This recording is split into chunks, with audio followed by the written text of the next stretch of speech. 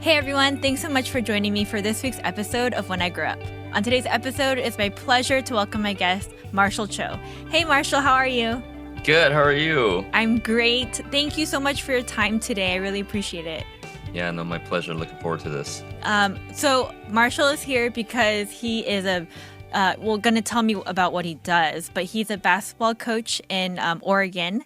And I'm really excited to hear all the things, like what you do, what your day looks like. But I think honestly, so I used to be a figure skating coach. Oh, wow. Okay. Yeah. And so like coaching for me, and I'm sure for you, like it turns into something else, right? Like it turns into just really championing people. And so, I've been following your feed on Instagram for a little while now. And for me, it really translates like your love for the sport and your love to see your students grow in what they do.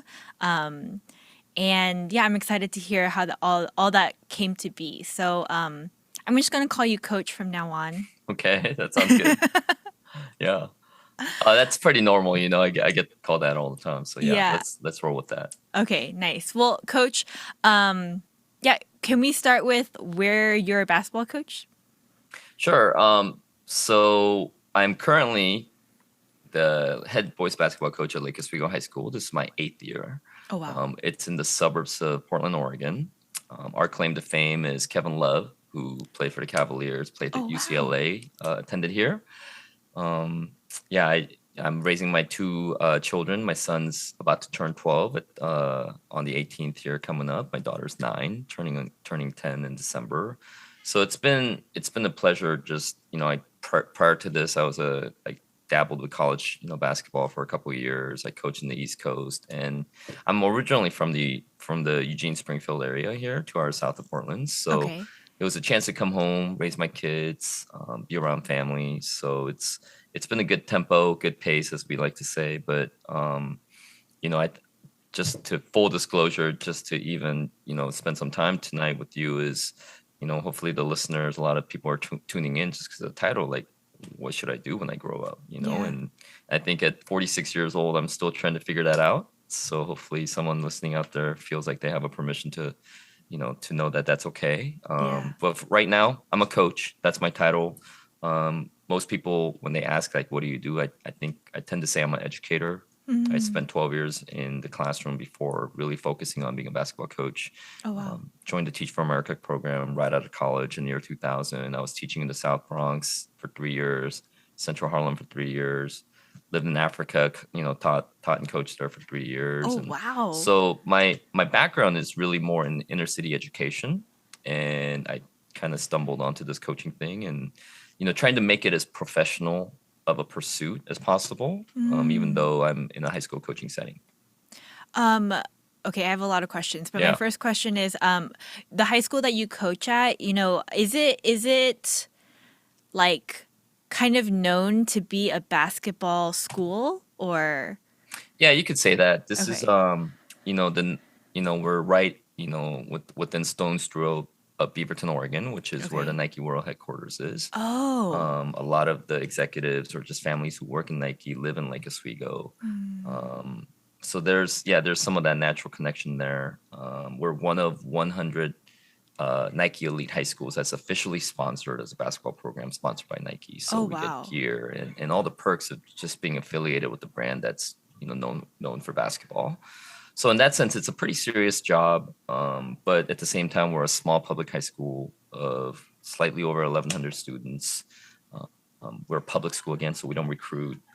It's really up to us to build our players from the grassroots level in our backyard.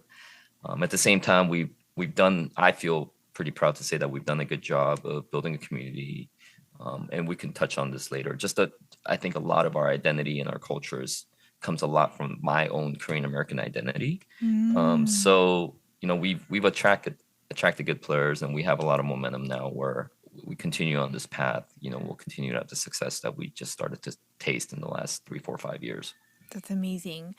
So Coach, like, what does a typical day for a high school basketball coach even look like? Yeah, so you're catching me, I just rushing in here, West Coast time, 7:15, and not to like name drop or anything, but I was running behind, we had to reschedule even our interview because, Yes.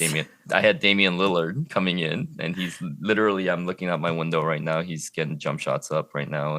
And so this is the off season, right? Where this interview is taking place in early August. Hmm. So typically for a high school coach, this is time. If you're teaching full time, then this is really when people take vacations and whatnot. But Hmm.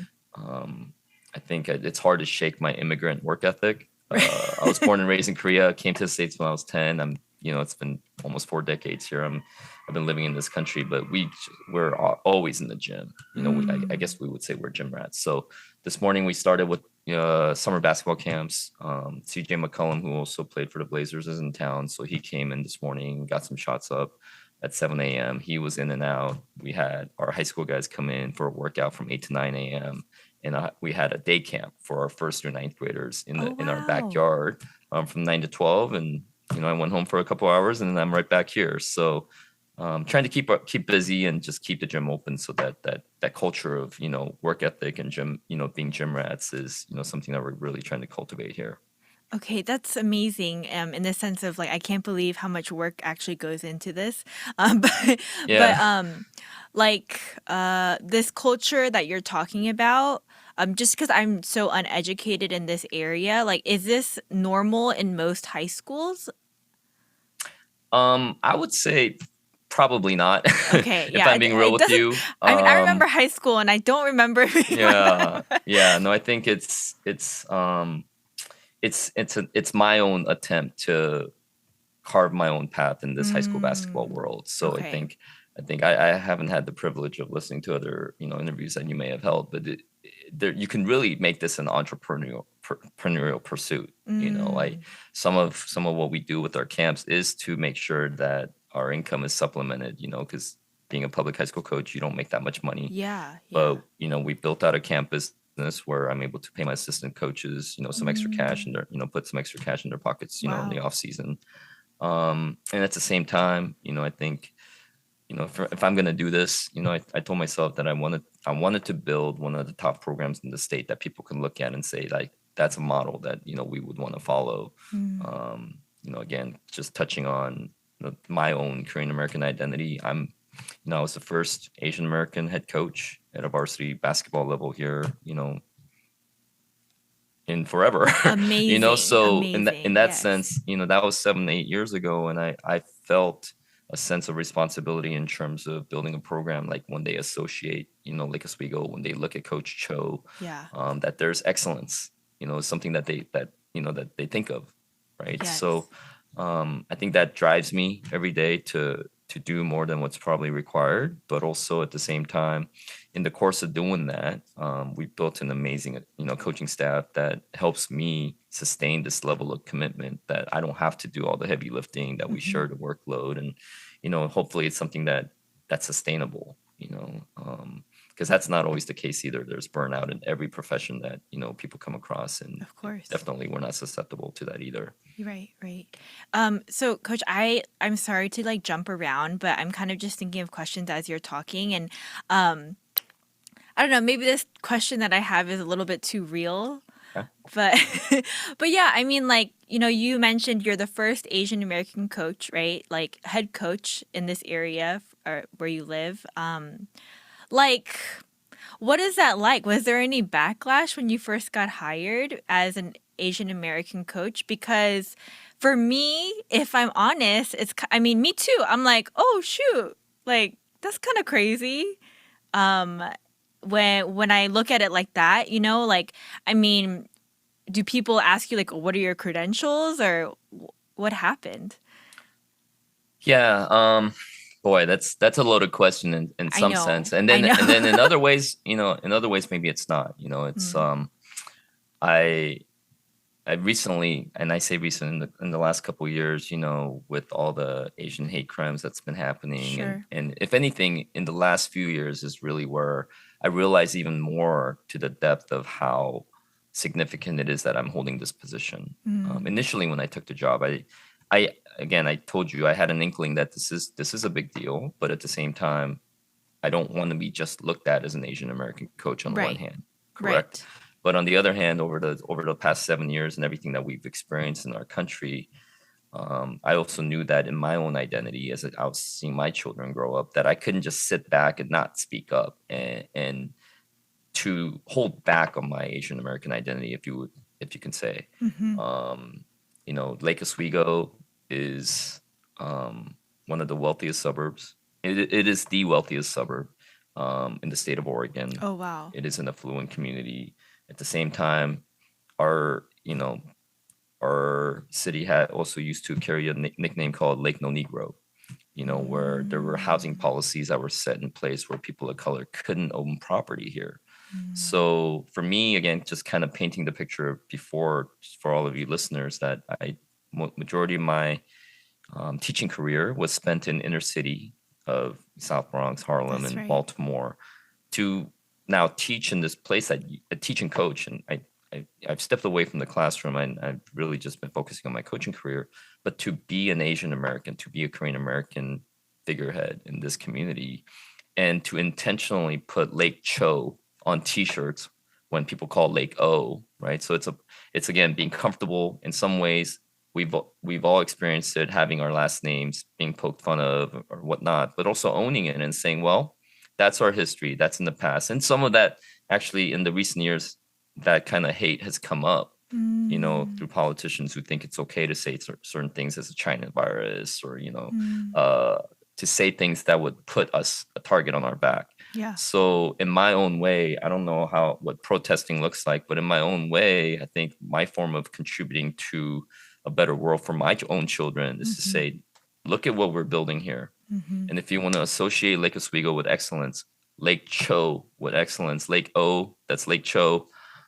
It's a place that's inclusive, that we have a coaching staff that's diverse. Mm. That's my form of letting people know that, that we belong here, that we Mm-hmm. have a voice, we can be seen, and we can be associated with doing anything, that we choose to do in this country. Yeah. That's the sacrifice of our, my immigrant parents who came, had to give up so much for us to be able to chase our dreams. So, and I think owning that voice, being unapologetic about it. Mm-hmm. So Mm-hmm. I was telling you a couple of years ago, I had a chance to give a talk to our Asian American student group, and they asked me for a title of the talk, and I gave them the title "Unapologetically Mm. Lake Cho," Wow. and I stole that line of being unapologetic because there's a Korean rapper by the name of Dumbfounded, Yeah. who's a Korean battle rapper, and he had to live in that space of hip hop, and he really learned that hip hop is such an unapologetic art form, Yeah. and because then it's so unapologetically black, and he's somebody who had to survive, and exist and thrive in that space. And I really took to that. I don't ever want to be apologetic about my identity and my upbringing, Mm-hmm. and the fact that people would assume that I don't play basketball or I don't Mm-hmm. coach basketball. Mm-hmm. But again, the hard work that comes with having built this program gives me some leg to stand on and say I'm here. Yeah. Yeah. That's amazing. I really appreciate your transparency in that question.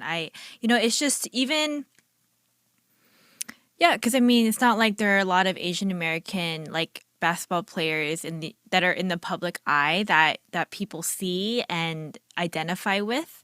I can even recall students that I did church ministry with, where they were really good players, but when it came to trying out for varsity or anything like that, they shied away, right? Because Yes. that it just wasn't a common thing, and no one encouraged them, no one pushed them, and I think most of all, it was hard for them to see anybody doing it ahead of them. But to hear you say things like this, for me, gives me a lot of hope for the next generation and even my own children, as you're speaking about yours. So it's really cool.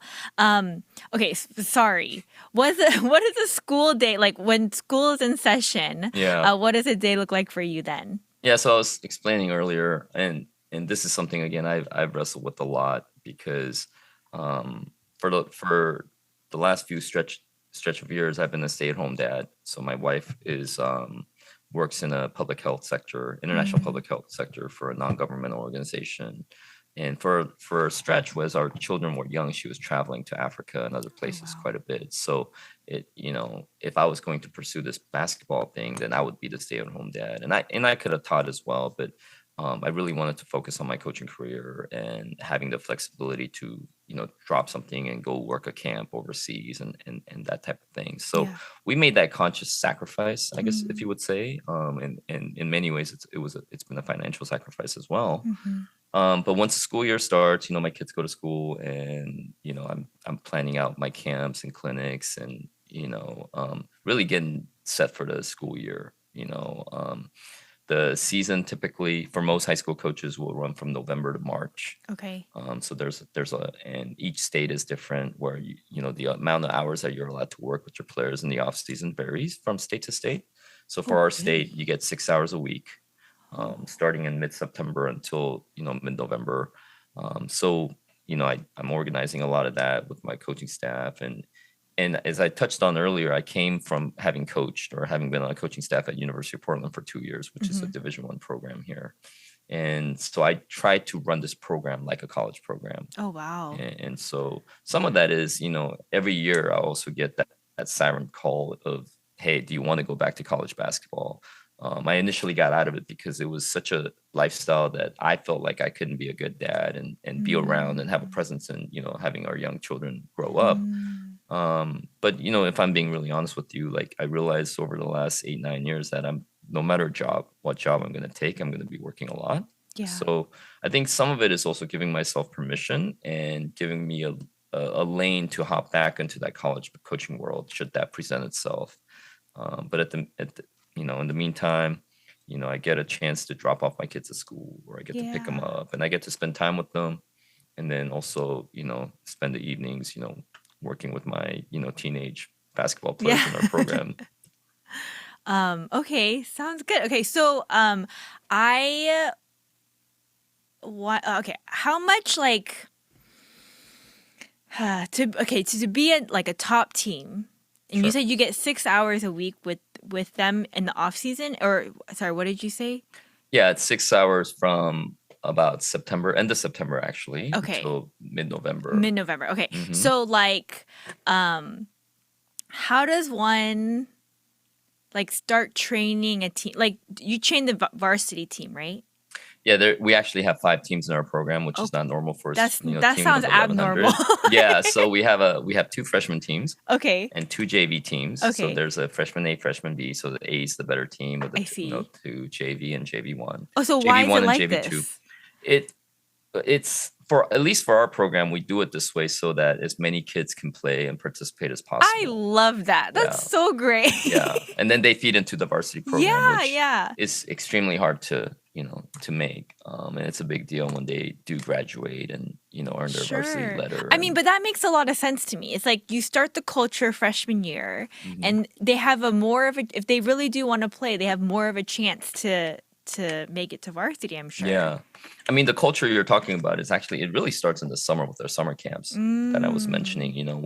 We run 5, Yeah. Oh this gosh. summer. So that's quite a bit, but Coach, you're yeah. crazy. Yeah, no, I get that a lot too. And when I talk about, my teaching career life, prior to this, I was a middle school math teacher as well. So Oh wow. a lot of people also, give me the pats on the back because, teaching middle school is, takes a certain Yeah, type it of person does. too, to deal with those, raging hormones and all the emotional ups and downs of, those middle school years. But for whatever reason, that's what I was wired to do. And now I kind of transitioned into high school. But that culture that you talk about, it actually in a good high school program doesn't just start in your freshman year.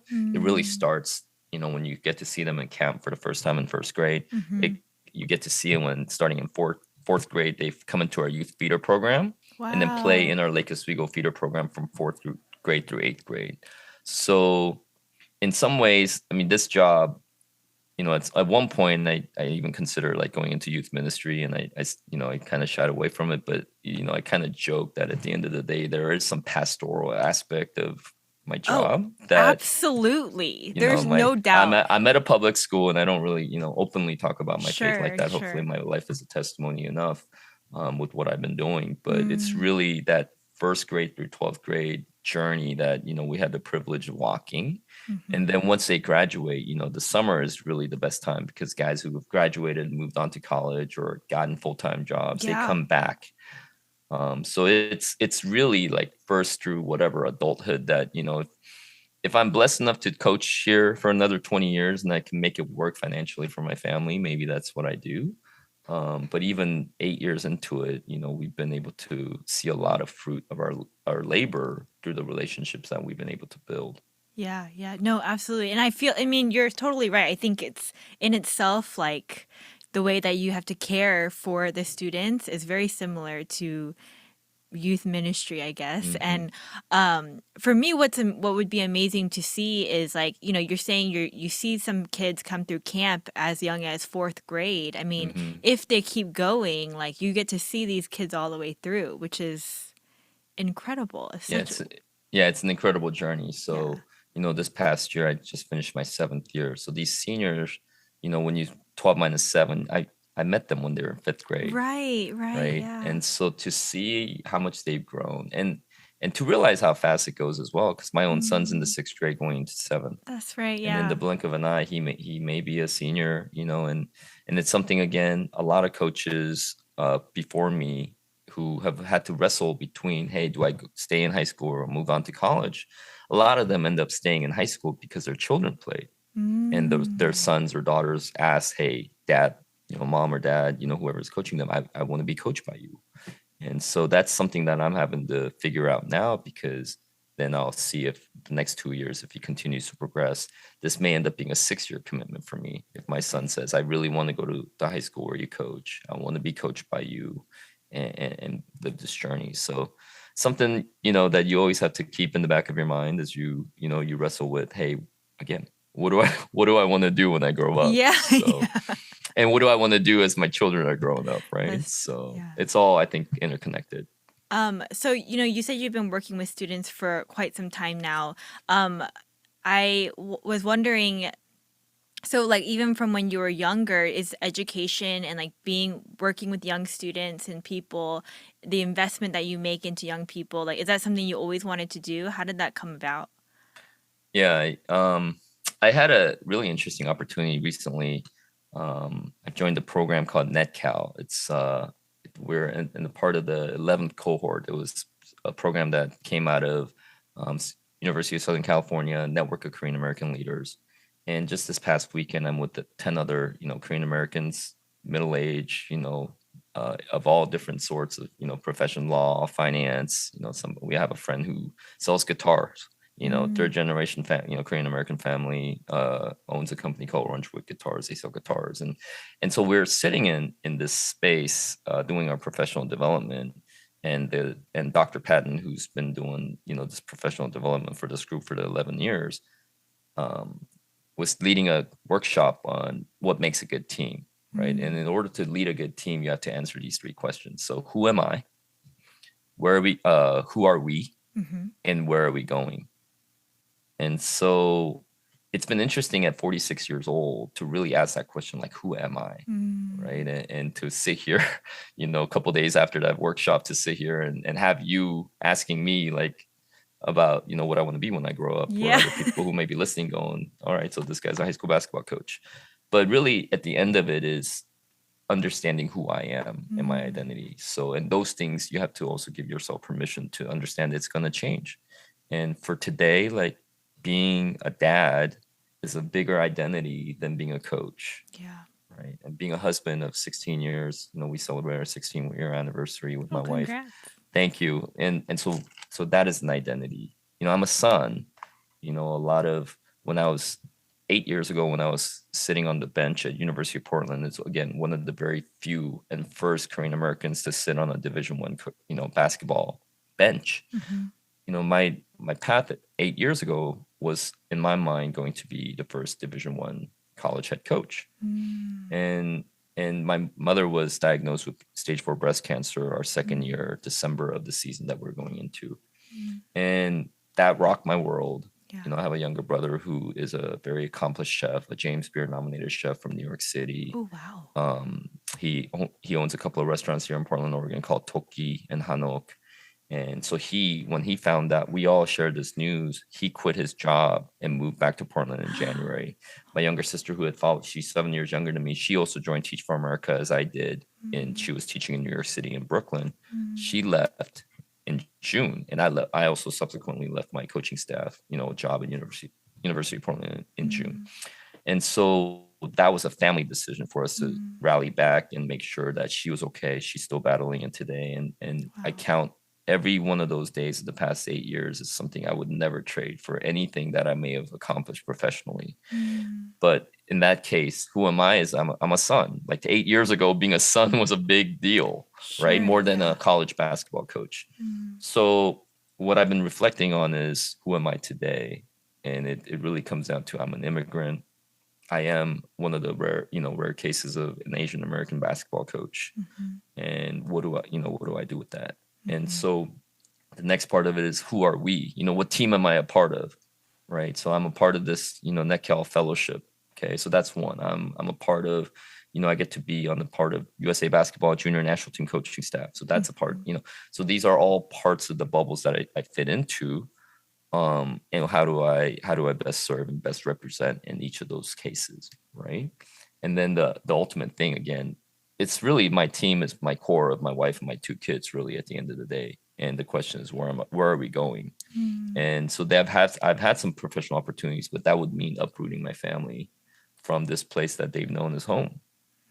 So what are the trade-offs to that? Is the financial gains of those things enough to uproot our kids, or can we make it work right now where we continue to sustain the lifestyle that we have today? So those are all things I'm wrestling with. Yeah. And I've turned down some professional opportunities over the past 8 years, but I don't regret any one of those. Yeah. And at the same time, I know that, again, as I was telling you, I'm looking out my window. I have professional basketball players, working out in our gym right now. I Yeah. built some relationships where I can, put in some calls, but what would that look like if I were to leave? I think it always comes down to, what are you willing to give up? And for us, giving up our family time hasn't been, there hasn't been anything that came across our table that says, okay, it's worth it to let that go to pursue something else. No, I think it's really great. Well, thank you for the reflection, because I feel, what was it? Who am I? Who are we? Who are we? And where are we going? Where are we going? That's really good. I'm going to reflect on that a little bit after this. But so, Coach, so say I'm listening right now. There's a listener listening, and he's like, okay, this is amazing. He is a high school basketball coach and doing really great, and he's successful at it. I want to do that. What does one even do to get where? What is that? What even happens? How does that even work? It's an interesting profession in that in one sense, the barrier to entry is actually not that high, right? You just, for most places, you may need to be a college graduate, but even if you want to just coach and you love the game, you can go and coach in club scenes, right? Where you don't, the barrier to entry in terms of your qualifications or certifications isn't as steep. And we live in a country where everybody thinks they're an expert in basketball. So be careful what you wish for, because as you come in, then everybody's going to have an opinion on how you run your offense, how you run your defense, how you sub your teammates, and all of that stuff. At the same time, to continue to grow in the profession, there's some ceilings, and whether that you want to call that a glass ceiling or a bamboo ceiling, those things do exist. So how do you get around that, or how do you break through those things? And I think that's where it's been interesting to reflect on my journey and know that at least the thing that I've done, we go back to like the who am I question. Well, I'm a first of 3, right? I have a younger brother, younger sister of I'm a first generation immigrant family. And in that sense, not only have I had to figure out when I joined the basketball ranks how to figure that out, but just in general, everything. Right? How to apply for college? How do you get jobs? How do you get a driver's? Those are all things that I've had to figure out on my own. And so I think who I am has naturally led to is I ask a lot of questions and I seek out a lot of mentors. And that's just something I do on a natural basis, because that's not something I could depend on my parents for. Yeah. So my best advice is look, seek out mentors. Mm, And I don't know what your hitting rate with that would be on that. If and some people are extroverted, they feel completely comfortable doing that. Other people are introverted and it makes them nervous to just yeah. pick up a phone and call somebody. But I think that's where, at least for myself, anytime some, part of what I've been doing intentionally to put myself out there is to make myself available to other Asian American coaches who want to reach out. So anytime Mhm. I get on a podcast or I make a social media post or anything, I'm making my contact available, because the best people in our profession, the best in the business, Mhm. have done that. Mm. Like it's amazing how the coaches who are most looked upon, and you may think they're a celebrity, a lot of them are also super down to earth, and they Mhm. make themselves available because they understand, who are we? Well, they're part of something bigger than themselves in this Yeah. coaching profession. So if somebody behind you coming up in their career is coming up and trying to get better at their craft to serve kids, the best coaches are always going to say yes. Come watch practice. Ask me any questions. Give me a call. Let's go out to lunch. I have found that to be the case, at least in our profession, that the best always look out for the people that come behind. And that might not necessarily be the case in other cutthroat industries, but especially in the high school coaching setting and even in college and professional, the best actually are really good at giving back and understanding that they're a part of something bigger than themselves. Man, that's amazing. And I love that, like, just this humble attitude of like we're all in this together. That's why I love sports, honestly. It's just like Hmm. so great. Yeah. Okay, so coach, for you, wait, so like initially the plan was not for you to be a basketball coach from what it sounds No, like. You no. were a teacher. Hmm. And then you were specifically a math teacher. When you entered Right. college, way back, not way back, Yeah. just a No, little while appreciate that. ago, Yep. Not too long ago. Sure. um, was a plan for you to just like be a teacher or? Yeah. I graduated from high school in 1995. I Uh-huh. enrolled at University of Oregon. I did the Unsay exchange program my junior year. By the Oh, time I was okay. going there, my junior year, 97, 98, that was during the IMF, Asian economic Yes, crisis. yes. Very fascinating time to live in my motherland during that time. But I was a business major at that point, Oh, and okay. specifically, I was going to be an accounting, concentration. Wanted to sit for the CPA exam. I had a job offer, full time job offer to go Oh, to wow. Boeing, up in Seattle, and work that corporate life. I had an opportunity to do a summer internship between my fourth and fifth year of college, because Uh-huh. and I'm not sure what the case is today, but back then you had to sit for a fifth year of college to sit for the CPA exam. Oh, Yeah. okay. So what I ended up happening was that fall of my fifth year, I was getting rejected from all these accounting firms because I wasn't really passionate about studying accounting. I Yeah. was actually really passionate about just hanging out with people and spending time and building relationships. So at the same time, I had spent a lot of time, whether I was a Sunday school teacher or summer camp counselor. I had a lot of experience, again, being the oldest of three, being a sports person. I was always the person who, if we had basketball games, I would be the one organizing it. And really, in that sense, being a teacher.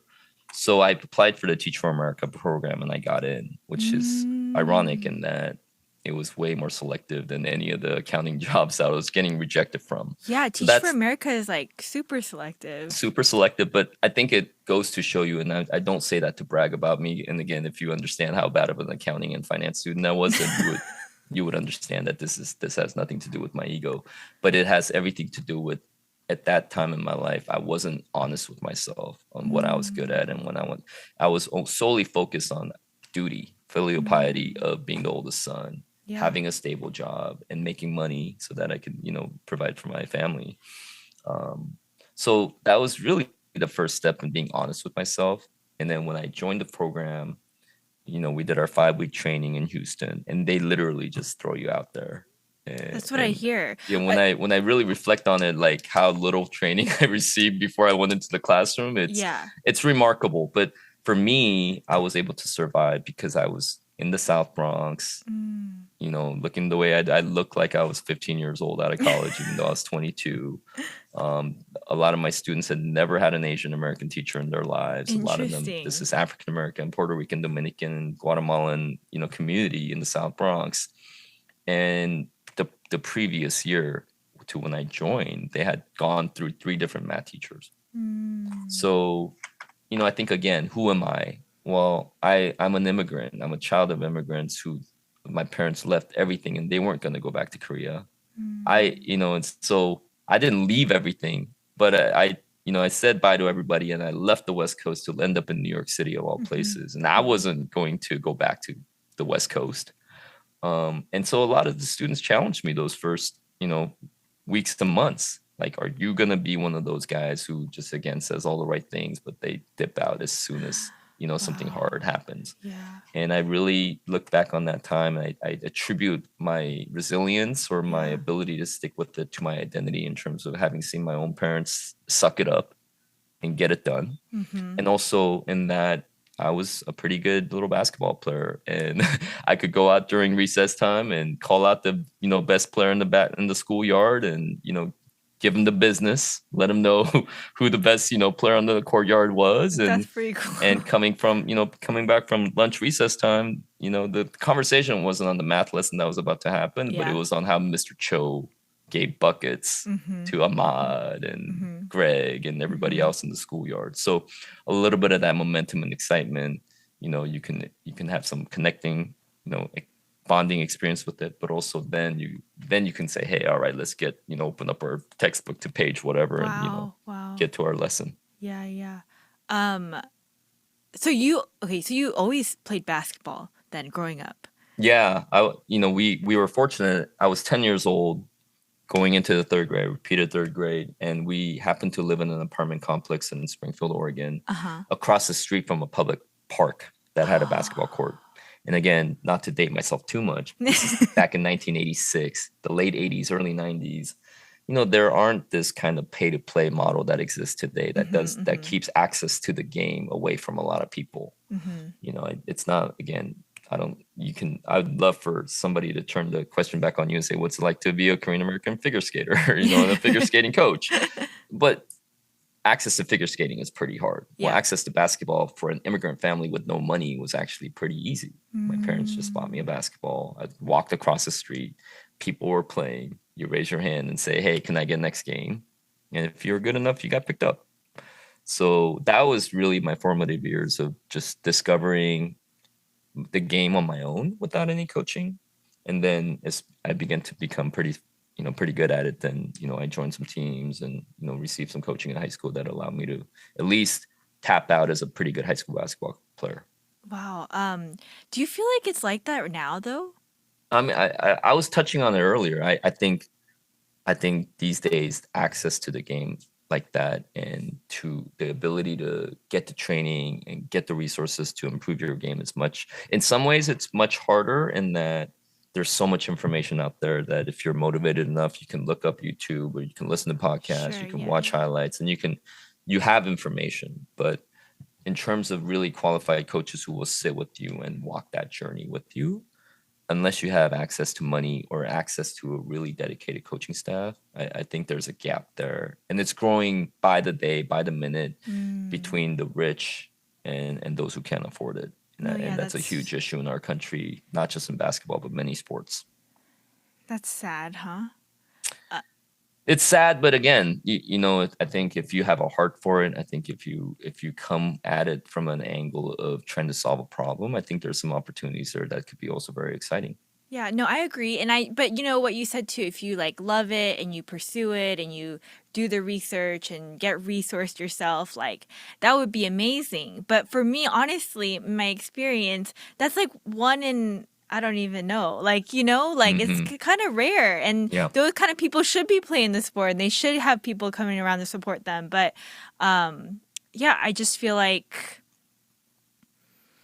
it's hard to do. And I like, this is my soapbox, honestly, Coach. It's like, this, what you're describing about your life right now, to me, I am inspired and in awe and kind of sad again, because it's like you have this grit that I think a lot of, honestly, sorry guys, Gen Z is kind of missing. Wow. Okay, you went there.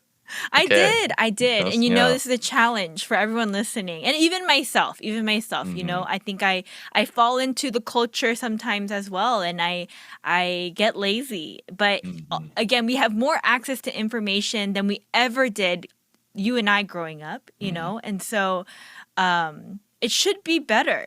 It should be better is what I Yeah. think. But So anyways. yeah, no, you can stay on that soapbox all day. I mean, I have a friend of mine who works again, being fortunate to have Nike just in our backyard. We have, I had a friend who works in their, children's, product department, Mhm. and he was doing some research, and he mentioned that we live in the most activist the Gen Zs or whoever, the kids that we see, they are the most activist and yet the least active generation that we've seen.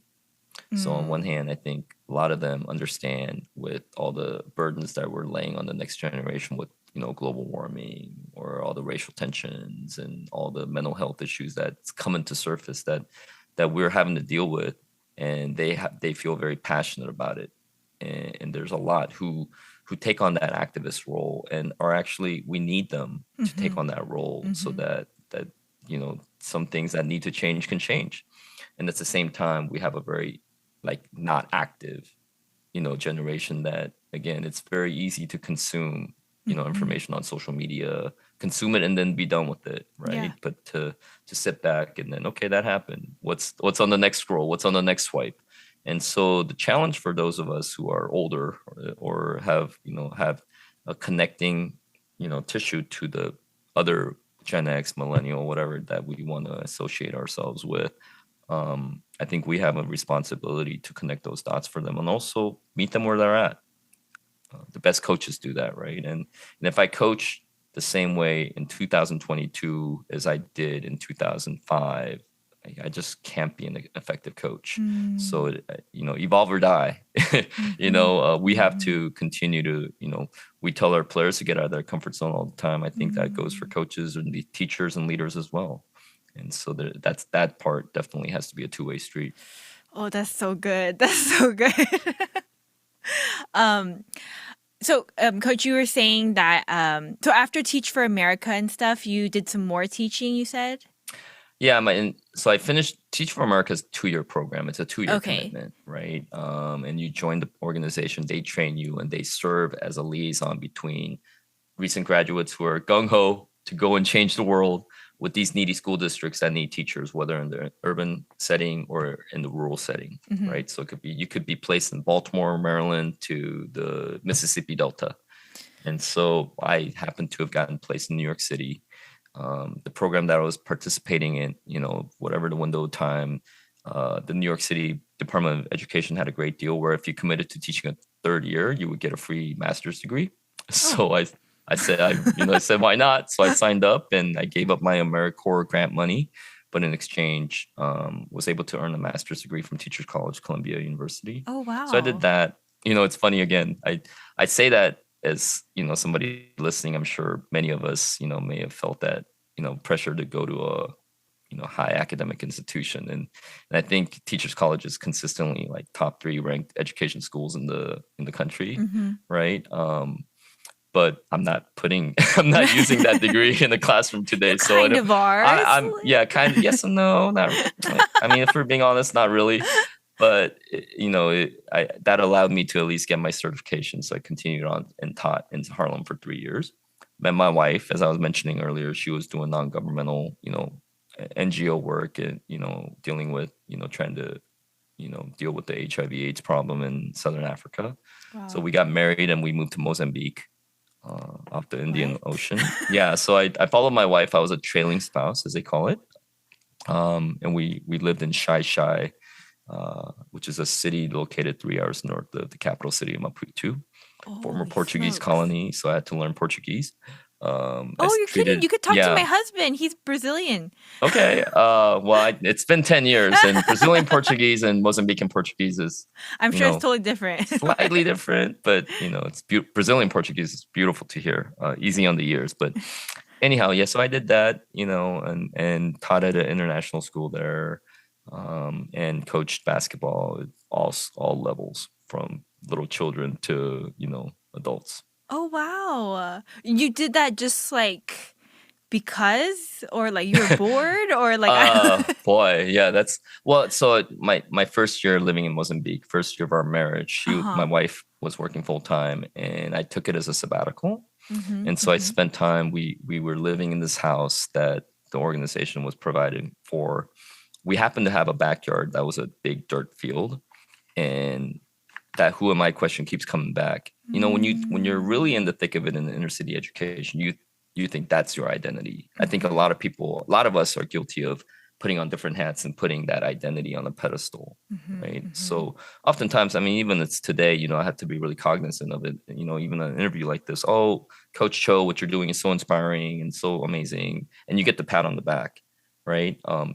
If your identity is to be an inner city school teacher, I mean, that's you know that is in one hand, I would never downplay how important and significant inner city school teachers are in our Yeah. country. Like it was the most important thing in my life. Mm. But when you get that stripped away and you're in a foreign country, you don't have a job, you don't speak the language, and you start asking the question again, what do I want to do when I grow up? Who am I? What am I Mm-hmm, about? mm-hmm. You know, you go through a period of wrestling, and that's totally normal and it's totally okay.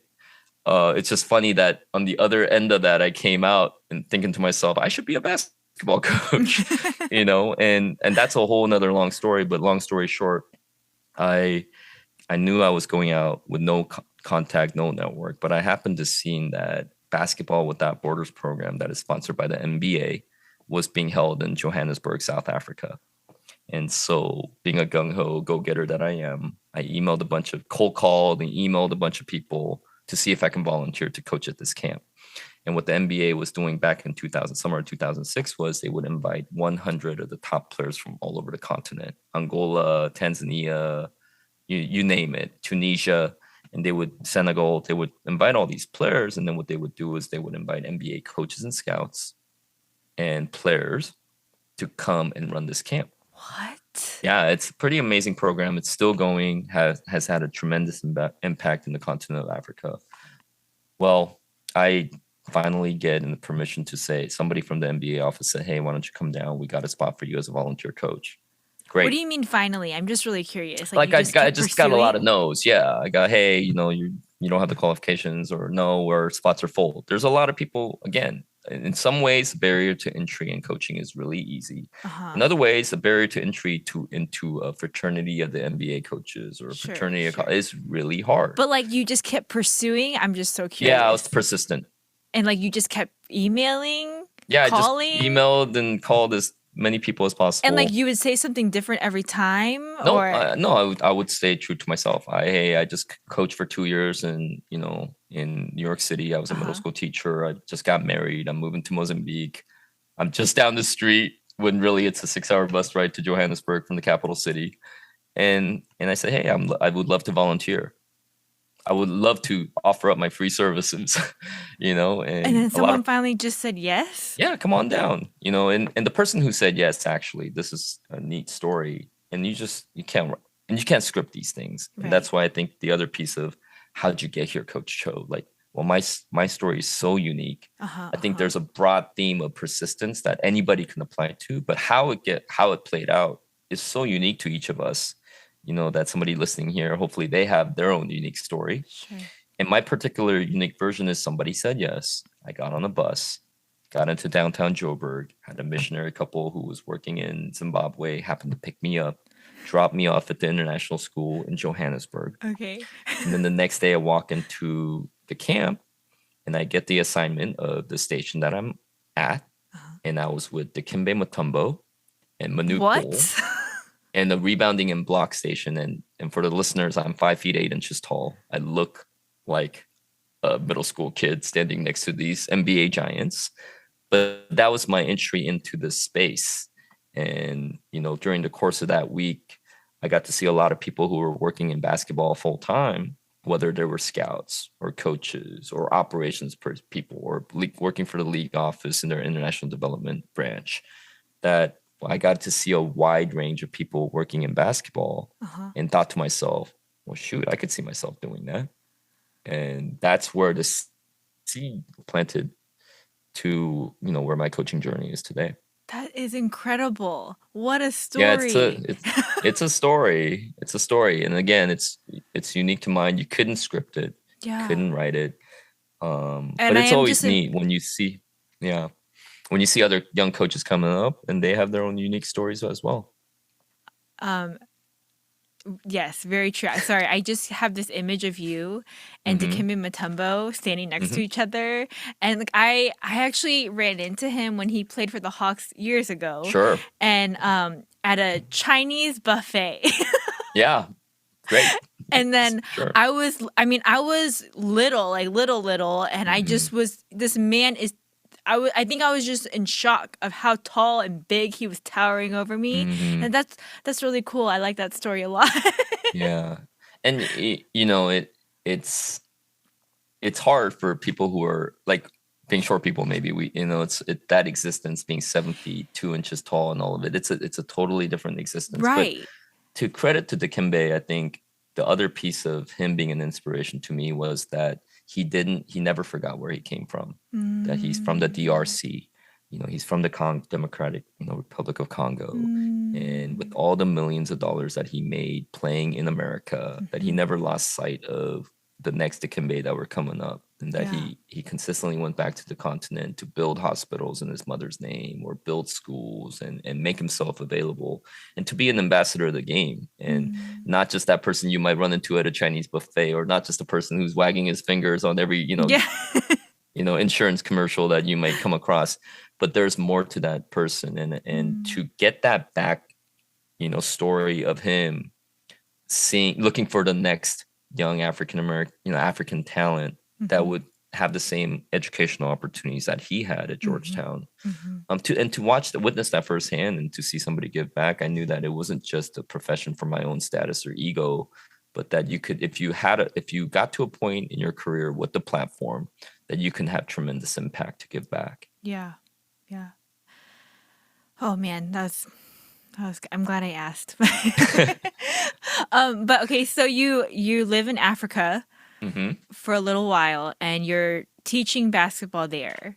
Sure. Okay, and Did that. then you come back to the States, I'm assuming, and then what Yes. happens? So, yeah, my wife had finished up her fellowship. Uh-huh. I had been teaching at the American International School of Mozambique. I had been coaching. I had started a high school program there, So and crazy. and of all the places, you know, to end up, I just can't believe that. yeah. Like I'm just like imagining this Asian guy like, "Hey, Hmm. let's start a high school basketball program." Well, this And was then at an international school, oh, and okay, for any of okay. the Okay, listeners, you good. know, the community that this school was at, you know, that they're children of expats, children I of see. Okay, diplomats, okay. children of people. So it was, ironically, I had resisted teaching at that school because I said that this is the wealthiest of the wealthy, and I I think mean, you there's, just came from yeah, Harlem. Harlem Yeah. and inner city education. I had some baggage in terms of, you know, growing up on free and reduced lunch myself, having been Mm, on financial aid in college, and mm, having, you know, I had a chip on my shoulder in terms of the rich folks, you know, as sure, you may sure. say it. And there's something really humbling about moving to a country where instantaneously you go from whatever middle class that I may have been classified here to Hmm. being one of the 1% wealthiest in the country, Mm, just from the fact that I hold an American passport. My mm-hmm, wife has a, you know, salary. We have a mm, security guard. We have mm-hmm, a, you know, we have a car. mm-hmm. And so it was really humbling in the blink of an eye, actually being pushed up to that socioeconomic status in the country, where now Wow. people are looking at me with a different lens. Well, look at that wealthy American. What can I get from him? What kind of transactional relationship Mm, can we engage in? And so teaching in those 2 years in the American school really taught me that at the end of the day, children all have the same needs of mm, the questions that they struggle with. Who am I? Where do I belong? Where, you know, where am I going to go to college? How am I going to appease my parents? You know, how am I mm-hmm. going to, you know, be honest with myself? And those are all questions that, you know, no matter what background you teach in, young people need that guidance. So that was a very humbling lesson for me to learn Mm. at, you know, in my early 30s. At the same time, when we came back to Baltimore, my heart was right back into the inner city school setting. My first year, I worked in the Baltimore Central, you know, office for the public school system there. I got to observe a lot of amazing teachers from just that administration side of things. And again, the siren call of the teaching classroom called me. I taught at a charter school in Baltimore. Um, and then I had an arrangement where I would only teach from 8 a.m. to 2 p.m. so that I would be able to make the hour commute from Baltimore to DC to coach at a national powerhouse program called DeMatha Catholic High School, where a lot of NBA players that come out, Yeah, Division why One this players that come high out. school sounds so Yeah, familiar, but it's one of the well-known high school basketball programs in the history of the game here. I see. Okay. Morgan Wooten, who coached there, was at one point he was the first high school basketball coach to be inducted into the Naismith Hall of Fame. Oh wow. And he's had numerous, Hall of Fame basketball players, Danny Ferry, Adrian Dantley, and then the coach that I worked for, Mike Jones, who had taken over for this legend. My first year, I walk into this gym and Victor Oladipo, who played at Indiana University and has been in the NBA, Jeremy Grant, guys who played in the league, Quinn Cook, who played at Duke and won a national championship. All those guys were on the same high school team, I see. which is just an embarrassment of riches. But so I went from just not, in the middle of nowhere where people can barely pronounce the name of the players or the country that I was living in. And in the blink of an eye, I had an opportunity to join a really impactful high school basketball program. Oh wow. And at that point, I was on my way. That was the stop that I had before I joined the University of Portland College, basketball program. That Gotcha. I had gotten onto this fast track to become a college basketball coach. So even getting that first job at that high school, the first one, how do you pronounce it? DeMatha. DeMatha. Yeah. Okay, I don't know how else to ask this other than just asking it. Sure. Yeah, like I would imagine it's a very competitive job. Yes. So like what made you so different? Like why hire Coach Cho? Yeah. And when I got hired, I was one of 11 assistant coaches on that coaching staff. 11? 11, Okay, which is gotcha. not normal. They, instead of having 5 teams like I did, 11 assistant Yes. coaches for a high school basketball team. Yes, not normal. Okay. Totally not normal. Yeah, Anybody listening to this, if you're a high school coach and you have 2 assistant coaches, please don't feel any kind of guilt or and 3 teams, a varsity, a JV, and a freshman team. Again, I don't know, this interview is running late and I hope people aren't bored at this point, but that again good. is a story, that I ended up being hired by Coach Jones, who came to Mozambique because I had organized a coaches clinic for the local Mozambican coaches through my Nike connection. So what happened, long story short, I had a year left between my second and third year. And my wife and I decided this is probably our last year in this country. We're going to go back, get closer to our family, on the East Coast. And my parents being from Portland and my wife's family being from Dallas. And so we had plans to come back. And so that summer I had I was fortunate enough to have a coffee meeting with the national manager of high school basketball for Nike. Met at the Nike campus. And the question that I asked him was unique in that most people really think short term when you meet somebody of that position. I think the short term question is, hey, can you help me with some basketballs? Can you help me with some shoes? Really thinking like short term perishable items, right? And the big question I was wrestling at the time is the guilt of leaving these kids that I knew that I was going to leave in a year, And so the question I asked was, I have a year left. What can I do to leave the biggest impact with my finite time that I have left here? And he gave a really good response in that you need to work with coaches.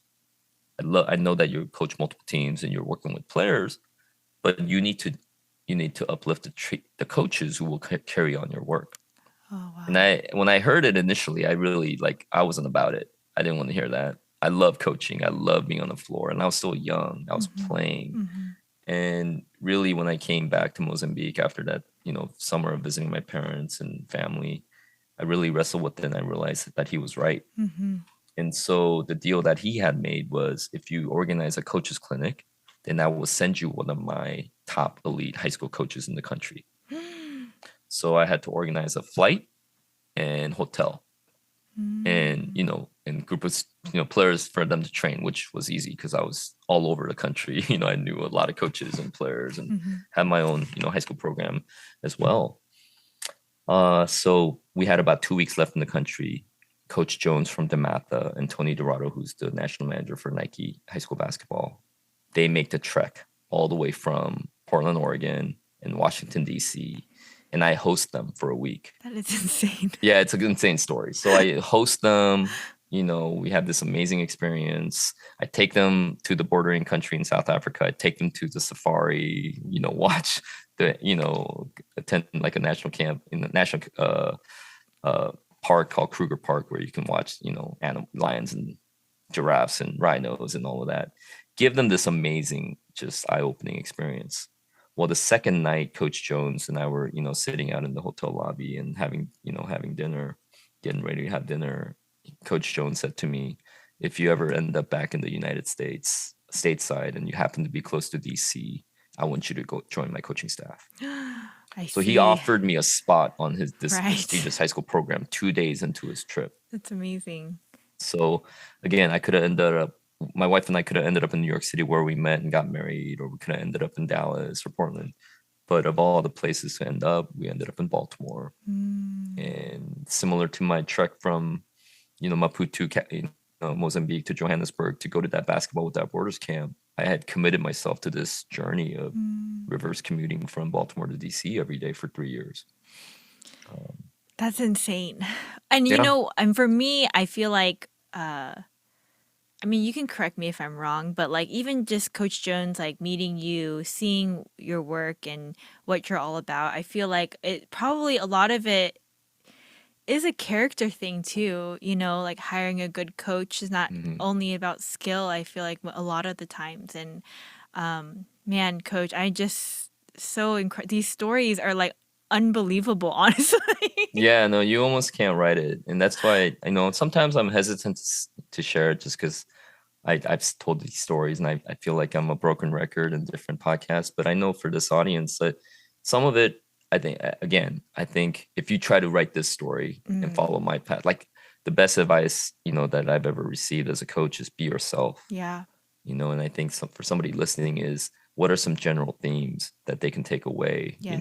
It's not like they can recreate an experience where they're going to end up at a camp with the Kimbe, Mutumbo, Right. or, things of that nature. But really, yeah, be yourself and know what you're good at and embrace the fact that you're different. I think that's something that I really embraced from day one, that I knew that I looked different and that, you can look at that as a hurdle or an obstacle, or you can use that as a challenge and an opportunity that, okay, well, if I'm different, but I'm really good, then I'll be more memorable. Yeah. And I think that's played itself out in multiple cases over the course of my career. Yeah. And what you just said, I think it doesn't just apply to coaching, just in general careers across the board, or even just whatever it is that you want to do, being yourself is honestly sometimes really hard to do. Yeah. But I think the best outcomes come from doing that. So yeah, Coach, I'm so sorry to keep you for so long. I will wrap it up a little bit. And I Okay. usually end our conversations with people asking just some final questions. One of them being, what is the thing you like least about being a high school basketball coach? That's a good question. There's not a lot. I mean, I love what I do. But if I'm being completely transparent with you, I mean, it's come with a lot of financial sacrifice. I think I woke up, I think, in a panic the other day. Like I woke up and I realized how old I am and how old the kids are getting and looking at my bank account and thinking, wow, like I better, start putting some money away for my children. And so there's that for sure. And I say that not just as a high school coach, but I knew that if I was going to even continue on this pursuit of being a college coach, it would have meant that relocating every 2 to 3 years, uprooting my family as I was climbing the ranks. And so I think some of that aspect of the job it's tenuous. Yeah. And so you're always having to balance, stability with ambition.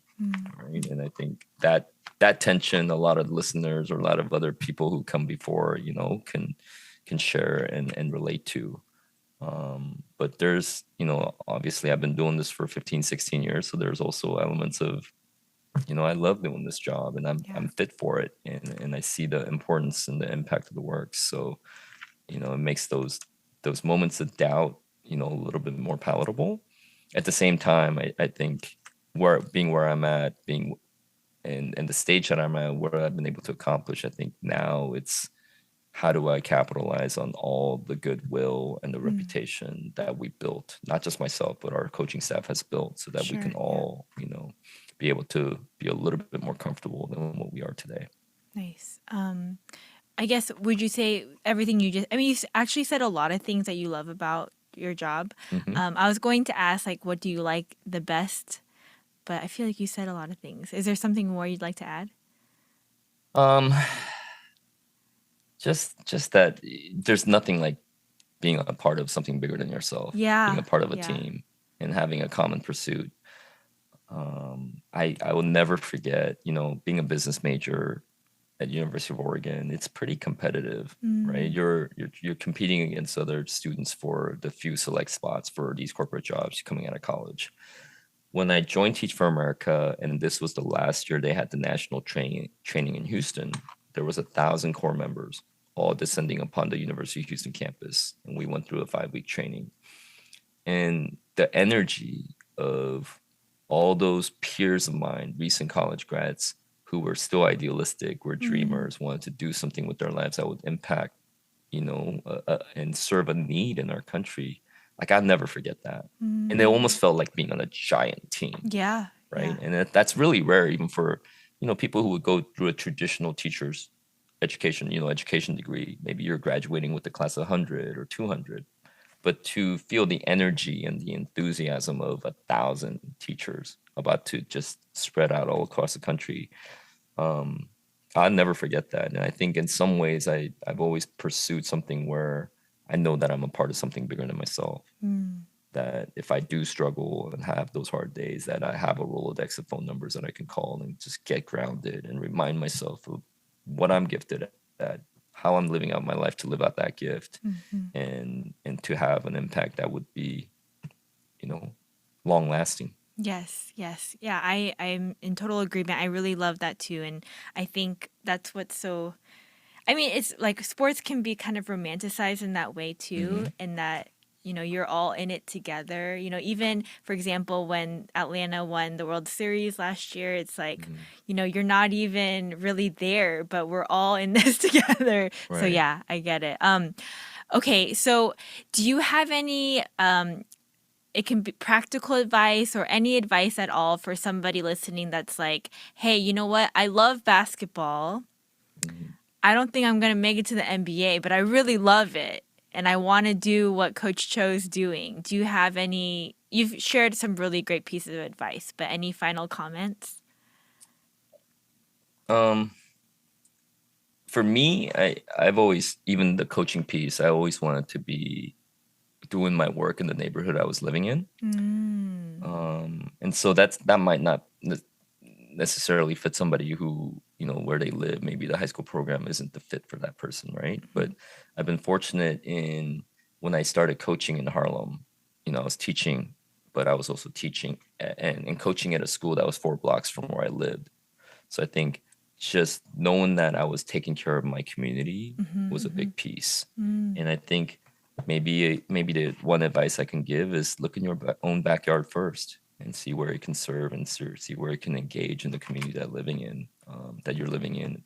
Um, for me, being Korean American, living in Harlem, a lot of it was there was reconciliation that needed to be made in terms of even the Asian American, African American relationships, or just knowing that like relocation into a space and teaching in the space that I was living in, it gave me more weight in terms of the parents Mm. and the community members, Yeah, right? That I sure. wasn't somebody who was just going to be coming in and out. No, I there's so much of my existence that I could never understand the pain and the hurt and the burdens that, our African American, brothers and sisters carry in this country. But just the proximity of it, really allowed me to see their pain, but also see the beauty in the struggle, to see the resilience, and to see how quickly I was welcomed into that community as one of their own.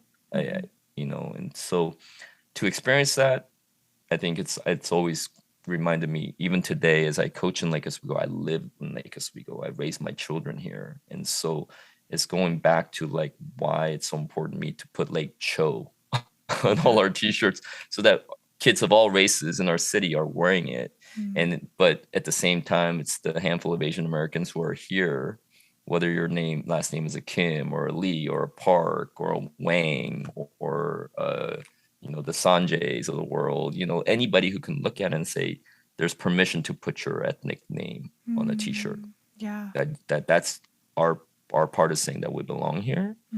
I think we can have that kind of impact. If we can start with our backyard, then I think we can grow to having impact in a wider capacity. Oh, that's so good. You guys, let's do it. Yeah, but let's all put our last names on our t-shirts and then see what sells, but sure.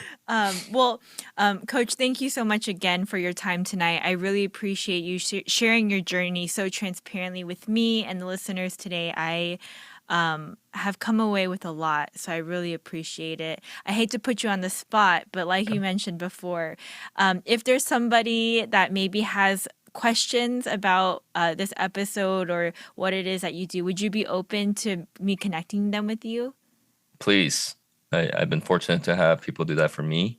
My email, my cell phone number, my social media, all that stuff. Yeah, please feel free to share, and I'd be happy to continue the conversation. And I'm sure some people who call in, I always find a way to learn as well. So would welcome that. Awesome. Thank you so much. Hey guys, if you have any questions, Coach is open. So please feel free to DM me and I'll connect you right away. You can email me at podcastwigu@gmail.com. Thanks guys. Until next time. Thanks Coach Cho. Bye.